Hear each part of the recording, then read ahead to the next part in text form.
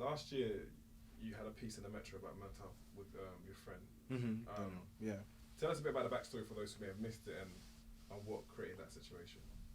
Well, in university, one of my closest friends who basically dragged me through university, the first day I walked in, and I'm gonna be really honest, up until about 18, I never interacted with anyone that wasn't black before. Like, it sounds crazy, but you live in an estate, everyone's black. Why do you talk to anybody else? You're not allowed to go any further. So, up until about 17, 18, I met him, and I walked in, and I was like, there is no one even, forget even black, there's not even anybody that's like near what my thinking is or near what kind of person I am. So I was like, I don't think I can stay here. And then he grabbed me, and he was from like Milton Keynes, and he grabbed me, and I was like, we just became instant friends, instant. And then like just years went on, and we were just figuring out life together. We did so many things together. We started an agency together, and just really good friends. And then recently, he kind of just said to me like, I was struggling with mental health, and I'm doing a piece in the Metro, and I want to talk about how you helped me get through it. And I was like, huh? I knew, I was aware, and I was sensitive to it, but at the same time, I felt like it was just managed, and we were like downloading, but generally it was managed. And it just made me feel like he's 2 degrees from me in every sense. And I feel like he never said anything. I don't know if he felt comfortable talking about it before when we were slightly younger. And who would be aware? Who's his safety net? Like, how can he manage the what he's concerned about? And it just made me very, very sensitive to mental health. Like, it blew my mind that someone that close, and I was really proud of him. I really like, I got quite emotional because people don't talk to each other anymore. We kind of like create perceptions socially, and communicate via our achievements, or we communicate via like almost like third party speaking in third person, like, see what I've done, and I'm over here and I'll take a picture with that person. But we don't talk when it's hard. And nobody wants to say that it's hard. Everybody wants to say that they woke up, they glided into the shower, came out, made 500 million quid, glided into over here, had sex with Rihanna, glided over there. Like, it's just such a stupid, like, understanding. And when it gets hard, who says that? And then when people do, people respond to them like they're crazy. They dismiss them. Like, I think the other day, Criminal was online. Someone messaged me and said, like, is he all right?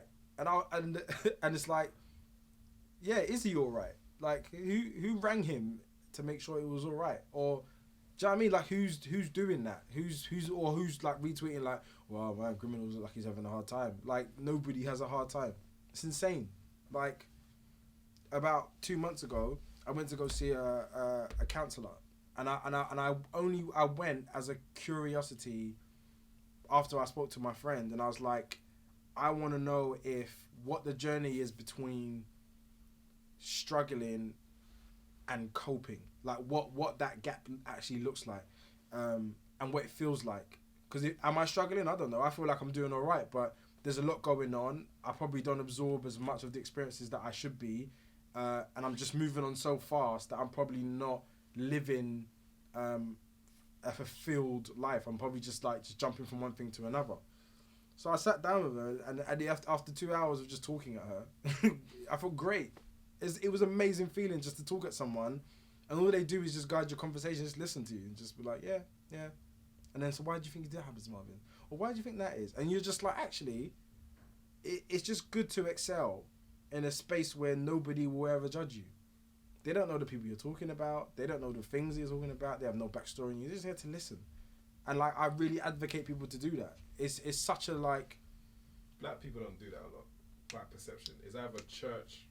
Yeah. Which I'm not knocking, because I'm a church girl, but those are the mechanisms that usually like just pray about it, as opposed to looking at professionals who understand the human psyche. And it doesn't make sense to me, because we will work out to the nth degree and take pictures, but we won't go away and work on our mind, and our body is there to protect our mind. So it doesn't make sense to me. I feel like you should almost work on your mind first. Some people may be completely sound and stable and have no problems on earth. I don't know. But I don't know. I feel like that, what's actually also flagged me is when one of my friends that I've known for years, like, amazing writer, just amazing person. Like I actually like enjoy her energy completely. And she wrote a really long piece about struggling with mental health, and I read it, and I think I remember the time roughly as to when that was, or like I remember like being aware of it, and I was living such a fast life, I didn't even absorb it. I was like, where's she gone? Oh, okay. And like that made me really awake. I'm hypersensitive now to individuals or people around me. When I see things, I'll just call you, just be like, what's going on? What's happening? I'd rather like we spoke than read about it in the news or read about it by somebody else who's RIPing. Like, I find that really sad. So that's really on my radar right now. And I would tell everybody, find someone that you can go speak to, or find a release that genuinely like supports your thinking. With that, this, we'll talk about politics in a second.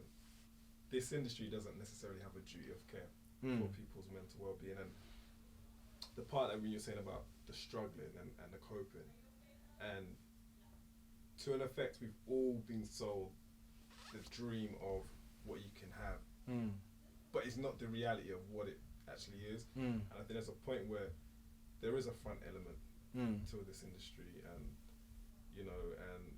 and you see it all the time. People like, obviously you talk to people and they're like, I don't know what to do. I'm not making no money. People think I'm a millionaire. You know what I mean? Like, I can't be seen on public transport. My trainer's got to be. Do you know what I mean? It's all I feel like I know you're talking about that, but but there's all these things, and at a certain point, like when you talk to them and they feel like, okay, cool, they can actually like talk to you. And you start thinking, right, like, isn't there anyone else around and they can talk to about these things? Probably not though. And that's where you start to realize that the mental portion of things is and for creatives, their mind is their jewel. And I just feel like my take is, I think sometimes people are mortgaging their future because they haven't looked at mentally preparing themselves for this thing. I don't think I won't say everybody's parents, but a large part of our parents didn't prepare us for this journey. I don't think they even could. I don't think they had the skills. Yeah. Some people's parents were just literally figuring out how to raise kids and like survive like every day. There's a lot of absent fathers from our generation. Like, I don't even know what the men of the 70s and 80s were doing. They were somewhere else. But like, it's crazy how the skills of what it takes to be a man and to be a rounded individual aren't taught. What they teach you in school isn't relevant to that side of life. Your parents do the best job, but sometimes they instill really bad habits in you, like, and give you such a poor mentality, and teach you how to like to gather everything and like protect almost nothing, and how respect is more important than like self-worth. It's crazy. Like, someone says something to you, like your mum in school, you go chase them around the field and try to beat them up because they said your mum, because you feel they disrespected you. But like, so what? Like, I'm in such a so what world right now. Like, it's just like, whatever that is, whatever is sent my way, I'm almost like just deflecting, because I think I've found where my truth lies.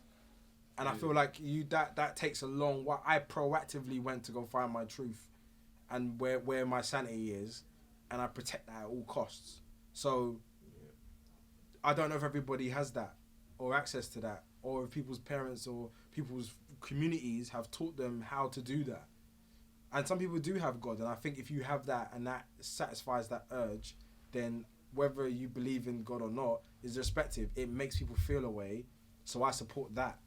And then, I hope there are people that you can speak to. If you can't, don't be afraid to go knock on like the NHS's door, or to go find a counsellor and just speak to them about everything. You just feel better. Like, why wouldn't you exercise? Why not?